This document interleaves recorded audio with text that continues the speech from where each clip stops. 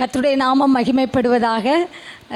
நம்முடைய Bible champion 2023 நம்முடைய சபையிலிருந்து ஸ்டூடெண்ட்ஸ் பாடி அதில் தம்பி ஆரோன் இம்மானுவேல் அவனுக்கு இந்த ப்ரைஸ் கிடச்சிருக்கிறது.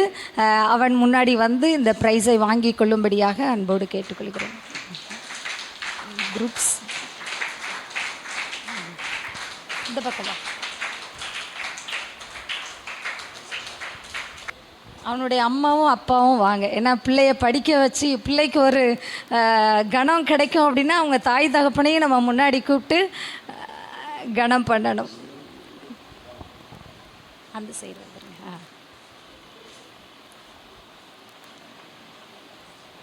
எல்லாரும் கரங்களை தட்டி ஆமேன். இப்படி ஏன் இப்படி பண்ணுறோன்னா உங்கள் பிள்ளைங்களெல்லாம் நீங்கள் உற்சாகப்படுத்தணும்.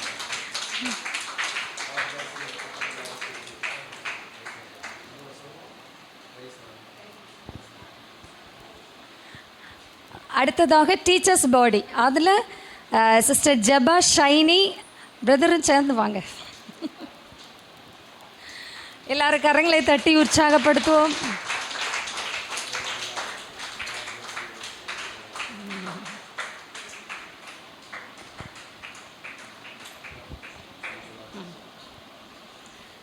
இன்னொரு முறை நல்ல கரங்களை தட்டுவோம். ஹல்லேலூயா. கர்த்தர் நல்லவர். இதோடு நின்று போகலை.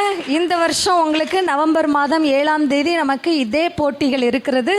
இந்த போட்டியில் எல்லா பிள்ளைகளுமே பங்கு பெறுங்கள். உற்சாகமாய் டீச்சர்ஸ் பிள்ளைகளை உற்சாகப்படுத்துங்க.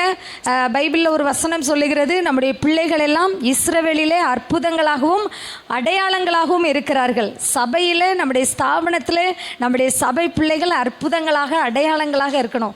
அதற்கு என்ன அடையாளம்னா இப்படியெல்லாம் ப்ரைஸை நிறைய வாங்கணும். உங்களுக்கெல்லாம் ஆண்டவர் அப்படிப்பட்ட கிருபைகளை தருவாராக. ஹல்லேலூயா. ஆமென். கை உயர்த்தி ஆண்டவர் எனக்கு நல்லவர் என்று சொல்லுங்கள்.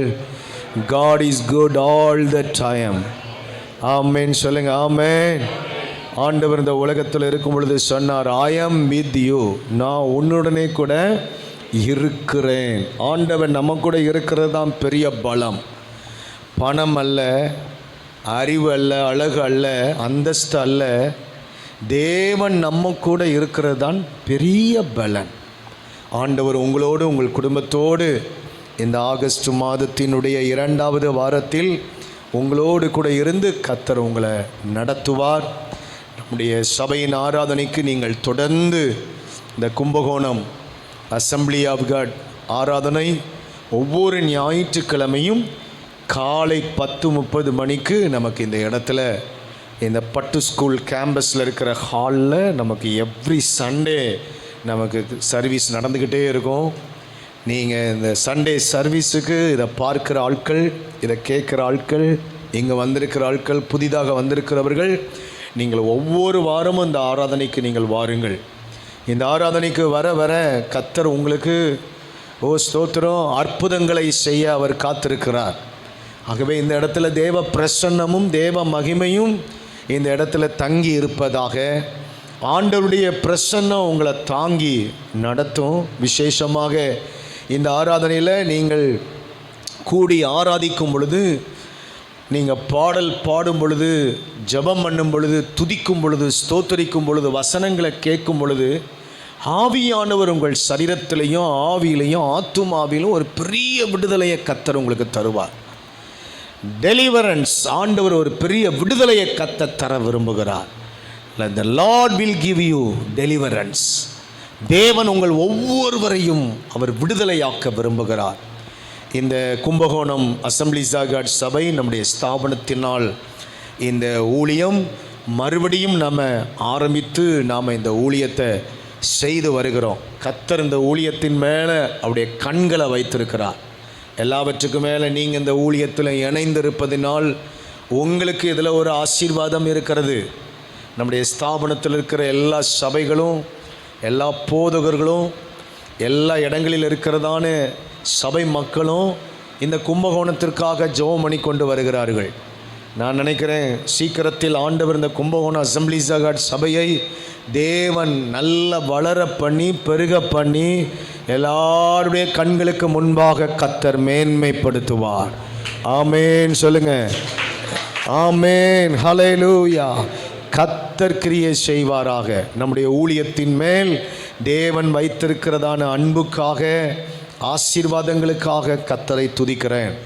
இந்த வாரத்தில் நான் உங்களோடு கூட பேசுகிற செய்திக்காக எடுத்துக்கொண்டதான தேவனுடைய வார்த்தை 2 நாளாகமத்தின் புஸ்தகம் 20வது அதிகாரம் 26வது வசனம். 2 Chronicles chapter 20 verse number 26. 2 நாளாகமும் 20-26 சகோதரரோட சேர்ந்து சத்தமா எல்லாரும் வாசிப்போம். 4ஆம் நாளில் பெராக்காவில் கூடினார்கள். அங்கே கர்த்தருக்கு ஸ்தோத்திரம் செலுத்தினார்கள். ஆதலால் அவ்விடத்துக்கு இந்நாள் வரைக்கும் இருக்கிறபடியே பெராக்கா என்னும் பேர் தரித்தார்கள். கண்களை மூடுவோம். 4ஆம் நாளில் பெராக்காவிலே கூடினார்கள். அங்கே கர்த்தருக்கு ஸ்தோத்திரம் செலுத்தினார்கள். கண்களை மூடி இந்த இடத்துல ஏறெடுக்கப்படுகிறதான ஸ்தோத்திரங்கள், துதிகள் எல்லாவற்றிலையும் கர்த்தர் மகிமைப்படுவாராக. எல்லா வலது கையை உயர்த்தி, ஆண்டவரே நாங்கள் பண்ணுகிற ஸ்தோத்திரத்துக்காக ஸ்தோத்திரம் ஸ்தோத்திரம் ஸ்தோத்திரம். கிருபை பெருகட்டும். அநேகருடைய ஸ்தோத்திரத்தினால இந்த இடத்துல கிருபை பெருகுவதாக, கிருபை பெருகுவதாக. எல்லாரும் வாயை திறந்து ஸ்தோத்திரம் பண்ணுங்க. ஸ்தோத்திரம் ஸ்தோத்திரம் ஸ்தோத்திரம் ஸ்தோத்திரம் ஸ்தோத்திரம் ஸ்தோத்திரம் ஸ்தோத்திரம் ஸ்தோத்திரம்.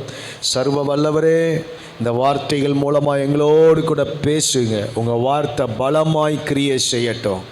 ஆவியானவர் ஒவ்வொருவரையும் விடுதலையாக்கும்படியாக ஜெபம் பண்ணுகிறேன். உங்கள் பிள்ளைகள் உங்கள் வார்த்தையை நம்பி வந்திருக்கிறாங்கப்பா. இந்த பலிபீடத்திலிருந்து புறப்படுகிற வார்த்தைகள் ஒவ்வொன்றும் உடைய பிள்ளைகளை தொடட்டும். இயேசுவின் நாமத்தில் ஜெபிக்கிறோம் பிதாவே, ஆமென் ஆமென். ஆண்டவர் நல்லவர். 7 விதமான ஸ்தோத்திரங்களை குறித்து உங்களோடு கூட நான் பேச விரும்புகிறேன். இன்னைக்கு செய்தியினுடைய பிரசங்கத்தினுடைய தலைப்பு 7 விதமான ஸ்தோத்திரம். 7 விதத்துக்கு நாம் ஸ்தோத்திரம். இந்த வேதத்தில் நிறைய காரியத்திற்கு ஸ்தோத்திரம் பண்ணியிருக்கிறார்கள். ஆனால் ஒரு மனிதன் கட்டாயம் இவைகளுக்கு ஸ்தோத்திரம் சொல்லி ஆக வேண்டும். அது என்னென்ன காரியங்கள் என்பதை உங்களோடு கூட நான் பேச விரும்புகிறேன். ஸ்தோத்திரம் என்கிற ஒரு வார்த்தை சமஸ்கிருத வார்த்தை.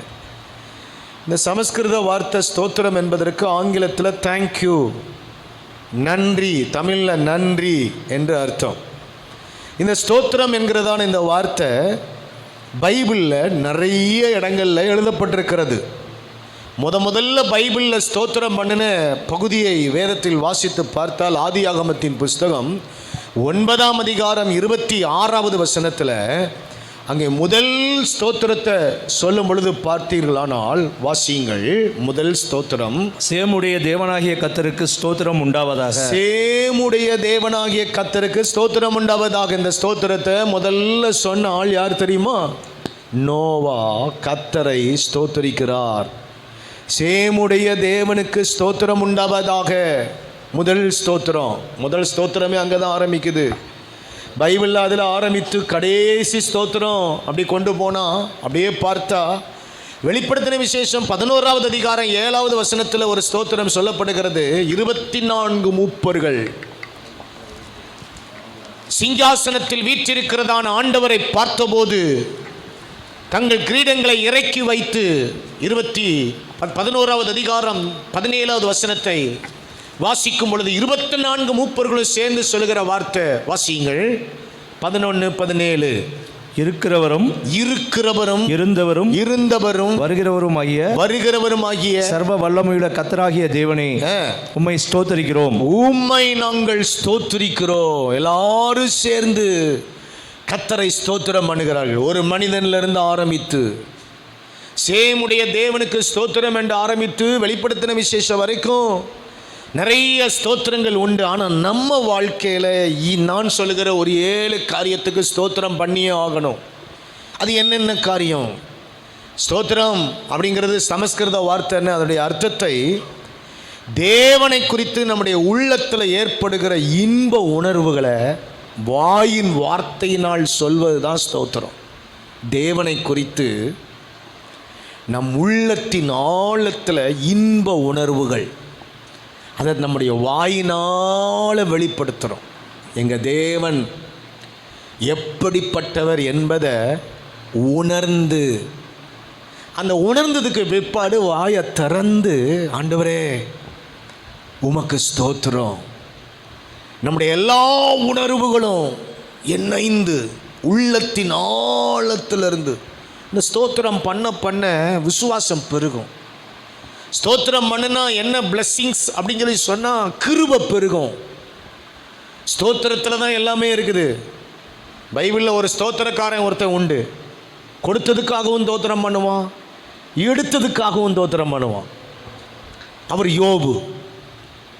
யோபு கொடுத்ததுக்காக ஸ்தோத்திரம் சொல்கிற ஆள் மாத்திரம் அல்ல, அவன் இருந்து எதை எடுத்தாலும் சரி, பிள்ளை எடுத்துக்கிட்டாலும் சரி, மிருக ஜீவனை எடுத்துக்கொண்டாலும் சரி, சொத்தை எடுத்துக்கிட்டாலும் சரி, ஆஸ்தி எடுத்துக்கிட்டாலும் சரி, ஸ்தோத்திரம் பண்ணிக்கிட்டே இருப்பான். எல்லாரும் கொடுக்கறதுக்கு ஸ்தோத்திரம் போடுவோம். உங்களுக்கு அப்படி தான் நிறைய. இப்போ நான் உங்களுக்கு ஏதாவது ஒன்றை கொடுத்தா நீங்கள் என்ன சொல்வீங்க? ஸ்தோத்திரம் ஸ்தோத்திரம் ஸ்தோத்திரம் ஸ்தோத்திரம் ஸ்தோத்திரம். அதே விதத்தில் உங்கள்கிட்ட இருந்து நான் ஏதாவது ஒன்று எடுக்கிறேன்னு வைங்களாம், ஸ்தோத்திரம் வருமா? என்ன வரும்?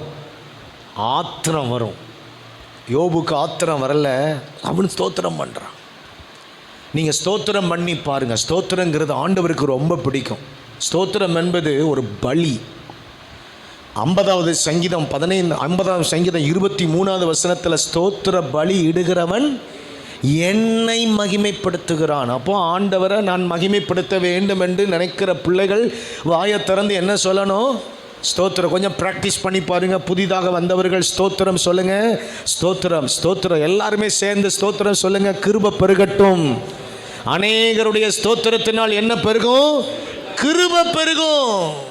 அது ஒரு பலி, அது ஒரு பலி, அது ஒரு கனி.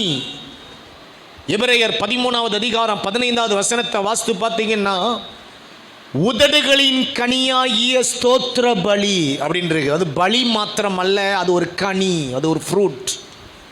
நிறைய பேருக்கு பழங்கள் பிடிக்கும். உங்களுக்கு என்ன பழம் பிடிக்கும்னு கேட்டால் நீங்கள் சொல்வீங்க, எனக்கு மாம்பழம் பிடிக்கும், அது சேலத்து மாம்பழம் பிடிக்கும், அப்படிதானே? சிலருக்கு கொய்யாப்பழம், சப்போட்டா, வாழைப்பழம். அது வாழைப்பழத்தில் நிறைய வெரைட்டிஸ் இருக்குது. சிலருக்கு செவ்வாழை மட்டும்தான் பிடிக்கும், சிலருக்கு பச்சை மோரிஸ் பழம் பிடிக்கும். அதே மாதிரி ஒரு ஃப்ரூட் என்னென்னா, ஸ்தோத்திரம் ஒரு கனி. உதடிலிருந்து, உதடுகளின் கனி. அது பலி சொன்னேன், அது ஒரு கனி சொன்னேன். நீங்கள் ஆண்டவருக்காக எதையாவது ஒன்று கொடுக்கணும்னு விரும்புனீங்கன்னா, அந்த ஒரு ஸ்தோத்திரம் ஒரு காளைக்கு சமமாக. ஒரு காளை மாடு எவ்வளோ ரேட் இருக்கும்? ஒரு காளை மாடு பல ஆயிரக்கணக்கான ரூபா இருக்கும். வசனம் சொல்லுது, ஓசியா 14:2 ஸ்தோத்திரங்கிறது ஒரு காளைக்கு சமம் என்று வேத வசனம் சொல்லுகிறது. வாசிங்க பார்ப்போம். ஸ்தோத்திரங்கிறது என்னது சொல்லுங்க. ஓசியா 14:2. ஓசியாவின் புஸ்தகம் 14வது அதிகாரம் 2வது வசனத்தில் வாசிங்க. வார்த்தைகளை கொண்டு கர்த்தரிடத்தில் திரும்புங்கள், அவரை நோக்கி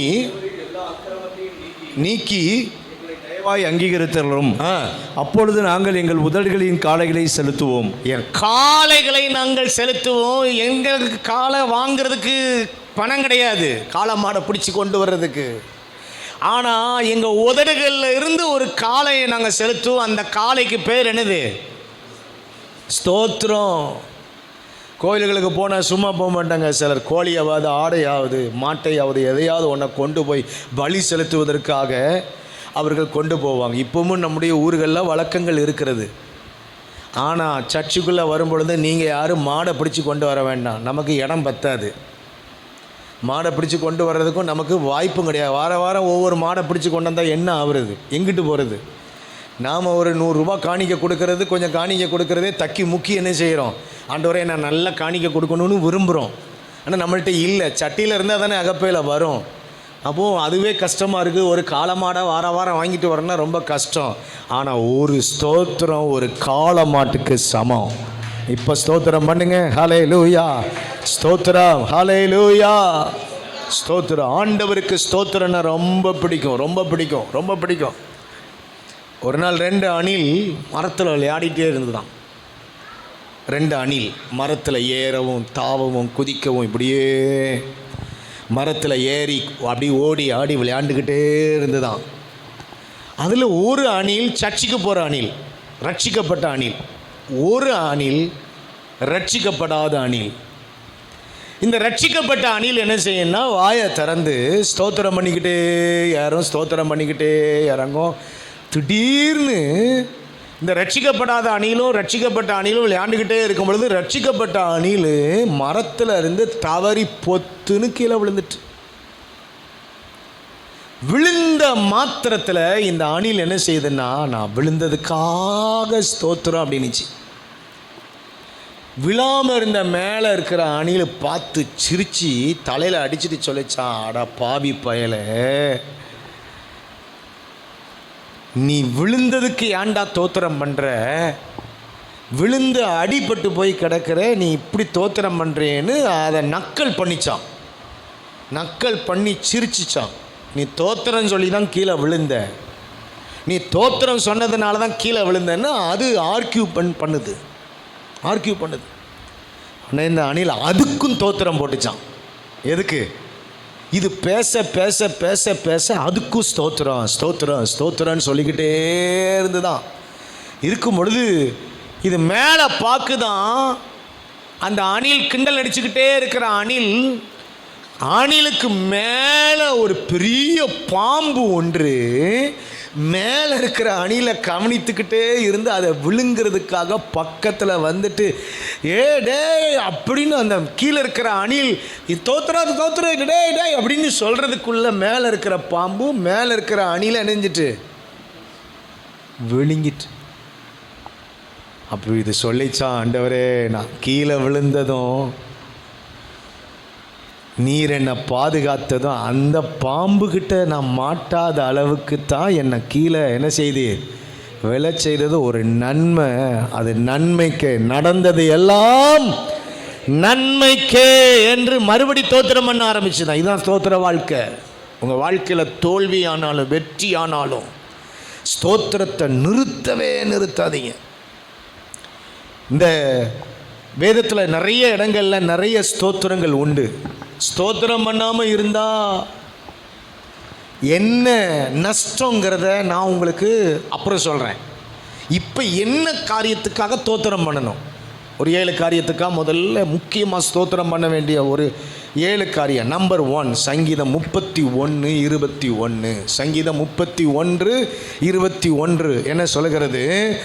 அவருடைய கிருபைக்காக ஸ்தோத்திரம் பண்ணணும். அந்த வசனத்தை வாசிங்க. சங்கீதம் 31:21. கர்த்தர் அரணான நகரத்தில் எனக்கு தமது கிருபையை அதிசயமாய் விளங்க பண்ணினபடியால் அவருக்கு ஸ்தோத்திரம். அவருக்கு ஸ்தோத்திரம். கர்த்தர் அரணான நகரத்தில் தமது அதிசயமான கிருபையை எனக்கு விளங்க பண்ணினபடினால், என்னுடைய ஊரிலே என்னுடைய குடும்பத்தில் இயேசு என்ற ஒரு அதிசயமான கிருபை என் வாழ்க்கையில் வெளிப்பட்டதே, அதுக்காக நான் ஸ்தோத்திரம் சொல்லணும்.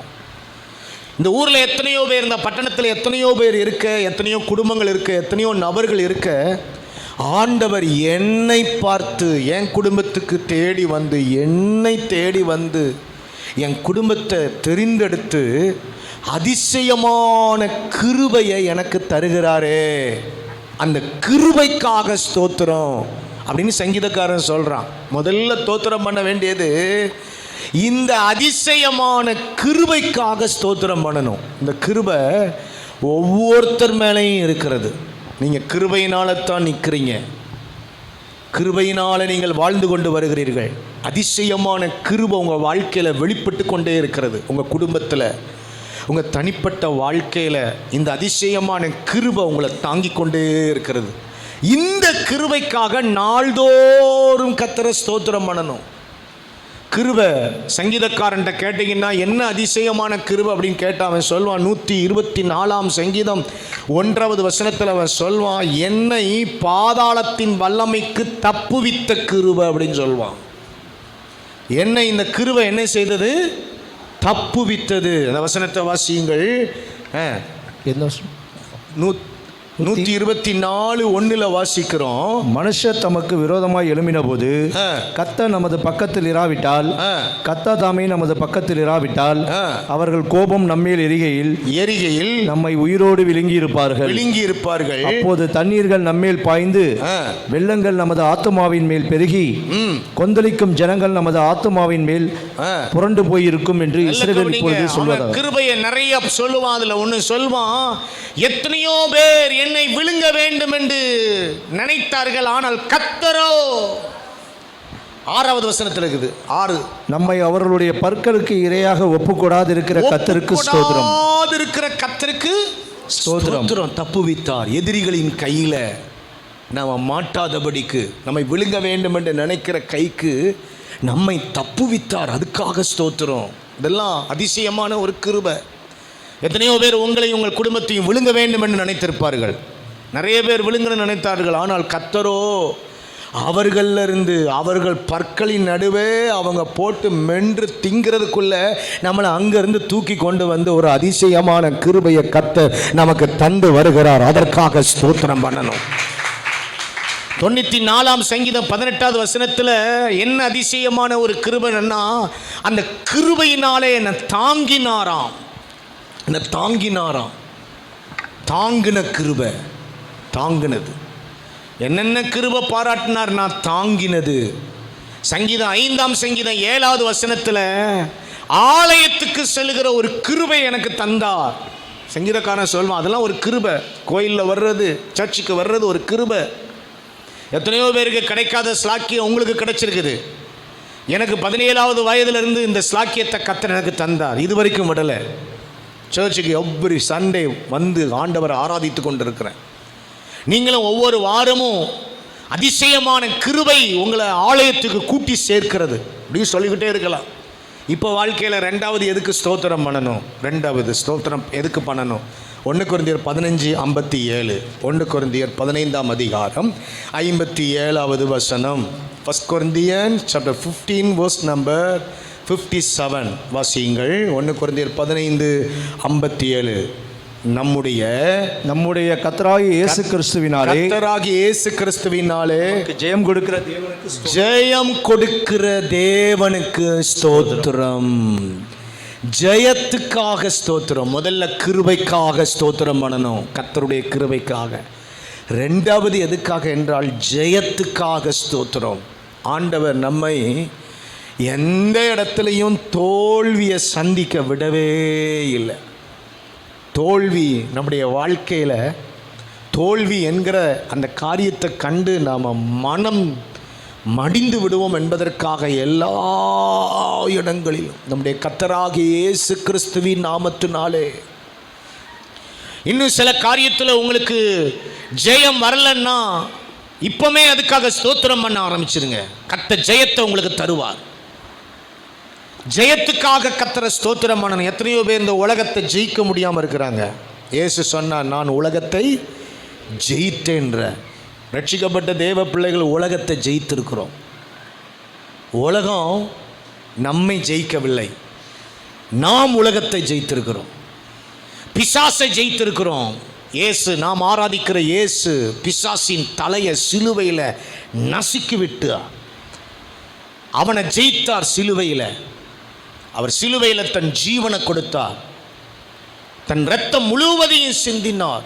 இந்த உலகத்தின் மக்களுடைய எல்லா பாவங்களுக்காக, பிசாசையும் அவனுடைய கிரியைகளையும் அழிப்பதற்காக அவர் சிலுவையில் அவனை ஜெயித்தார். சிலுவை என்பது ஒரு வெற்றியின் சின்னம். அது ஒரு வெற்றியை குறிக்கிறது, ஜெயத்தை குறிக்கிறது. இப்போ இந்த ஜெயம் பாருங்க, பிசாசு கையில் இருக்கிற அத்தனை பேரையும் ஆண்டவர் விடுவித்து வெளியே கொண்டு வந்து சபையில் சேர்க்கிறார். சபைக்கு வர்ற ஆட்கள்லாம் பிசாசை ஜெயித்தவர்கள். நீங்கள் இன்னும் பிசாசை ஜெயித்துக்கிட்டே இருக்கணும். உங்களை ஜெயிக்க வைத்து கொண்டே இருக்கிறார். பிசாசு 2 கொம்பை அப்படியே மாட்டிக்கிட்டு பல்ல 2ஐயும் நீட்டிக்கிட்டு வர மாட்டான். பிசாசு சில நேரத்தில் சில நல்ல ஆட்களோடையும் என்ன செய்வான், அப்படியே வருவான், நம்மளை ஏமாற்றுவான். ஆனால் பிசாசுக்கு நீங்கள் எதிர்த்து நில்லுங்கள். பிசாசின் வல்லமைகள், தந்திரங்கள் உங்களுக்கு தெரியும். பாவத்தின் மேலே ஒரு ஜெயம். இந்த உலகத்தில் இருக்கிற மக்கள் பாவத்தை ஜெயிக்க முடியாமல் ரொம்ப கஷ்டப்படுறாங்க. பாவத்தை ஜெயிக்க முடியாமல். ஆனால் நமக்கு ஆண்டவர் பாவத்தின் மேல் ஒரு ஜெயத்தை தந்திருக்கிறார். கைவை தலையிலே சொல்லுங்க. இப்படி ஜெயத்தை நிறைய சொல்லிகிட்டே இருக்கலாம். மூன்றாவது எதுக்காக ஸ்தோத்திரம் பண்ணணும்? 2 கொரிந்தியரின் புஸ்தகம் 2வது அதிகாரம் 14வது வசனம். 2 Corinthians chapter 4 verse number 14. கிறிஸ்துவுக்குள் எப்பொழுதும் எங்களை வெற்றி சிறக்க பண்ணி, கிறிஸ்துவுக்குள் எப்பொழுதும் எங்களை வெற்றி சிறக்க பண்ணி, வெற்றி சிறக்க பண்ணி, எல்லா இடங்களிலேயும் எங்களை கொண்டு அவரை அறிகிற அறிவின் வாசனையை வெளிப்படுத்துகிற, எங்களை கொண்டு அவரை அறிகிற அறிவின் வாசனையை வெளிப்படுத்துகிற தேவனுக்கு ஸ்தோத்திரம். தேவனுக்கு ஸ்தோத்திரம். அப்போ மூன்றாவது எதுக்காக ஸ்தோத்திரம் பண்ணணும்னா, அவரை அறிகிற அறிவின் வாசனையை வெளிப்படுத்துகிறதுக்காக ஸ்தோத்திரம். வாசனைக்காக ஸ்தோத்திரம். என்ன வாசனை சொல்லுங்க? நாம் போகிற இடத்துலலாம் என்ன ஸ்மெல் வருது? என்ன ஸ்மெல் வருது? வேர்வை ஸ்மெல் தான் வருது பாஸ்டர். அப்படி அல்ல. உங்களுக்குள்ள இருக்கிற கிறிஸ்துவின் அந்த வாசனை நீங்கள் போகிற இடத்துலலாம் வீசுது. நீங்கள் ஏரில் பஸ்ஸில் நீங்கள் உட்கார்ற, உங்களுக்கு பக்கத்தில் உட்கார்ற ஆளுக்கு சுவிசேஷத்தை சொல்லிடுறீங்க. நீங்கள் நடக்கிற தெரு, ஏதோ ஒரு கிராமத்துக்கு போகிறீங்க, ஏதோ ஒரு வேலையில் இருக்கிறீங்க, ஒரு ஜாப்பில் இருக்கிறீங்க, யார்ட்டையோ பேசிகிட்டு இருக்கிறீங்க, அங்கே உங்கள் வாசனையை நீங்கள் வெளிப்படுத்துகிறீங்க, கிறிஸ்துவின் வாசனையை. ஆண்டவர் நம்மை அவருடைய வாசனையை ஸ்ப்ரெட் பண்ணுகிற ஒரு கூட்டமாக தேவன் ஏற்படுத்தி வைத்திருக்கிறார். நீங்கள் அவரை அறிகிற அறிவின் வாசனையை வெளிப்படுத்தி கொண்டே இருக்கிறீர்கள். அந்த பட்டணத்தில், அந்த கும்பகோணம் சுற்று வட்டாரத்தில் இருக்கிற கிராமங்களில் உங்கள் வாசனை, கிறிஸ்துவின் வாசனையை ஒவ்வொருத்தருக்கும் வெளிப்படுத்தி கொண்டே இருக்கணும். அந்த வாசனை வெளிப்பட்டு கொண்டு இருக்கிறதுக்காக கர்த்தருக்கு ஸ்தோத்திரம். இது உங்களால் உண்டானது அல்ல, இது தேவனுடைய ஈவு. உங்கள் வார்த்தை காட்டி கொடுக்குது, உங்கள் பார்வை காட்டி கொடுக்குது, நீங்கள் உண்மையாக வேலை செய்கிறது, அது உங்களை கிறிஸ்துவின் பிள்ளை என்பதை காட்டி கொடுக்குது. மற்றவங்கெல்லாம் ஏமாத்துறாங்க, ஆனால் நீங்கள் ஏமாற்றாமல், நீங்கள் உங்களுடைய டியூட்டியில் கவனமாக கரெக்டாக நேர்த்தியாக இருக்கிறத பார்த்த உடனே நீங்கள் ஆர் யூ கிறிஸ்டியன், நீங்கள் ஒரு கிறிஸ்தவரான்னு கேட்பாங்க. உங்கள் பேச்சு, உங்கள் பார்வை, உங்கள் செயல், உங்கள் வேலைகள் எல்லாமே காட்டி கொடுக்குது. அதனால் வாசனையை வெளிப்படுத்தி கொண்டே இருக்குது. வாசனையை வெளிப்படுத்தி கொண்டே இருக்குது. கிறிஸ்துவின் வருகை வரைக்கும் இந்த வாசனையை நீங்கள் என்ன செய்யக்கூடாதுன்னா விடவே கூடாது. நிறைய பேர் கிறிஸ்துவின் வாசனையை வெளிப்படுத்தி கொண்டே இருக்கிறார்கள்.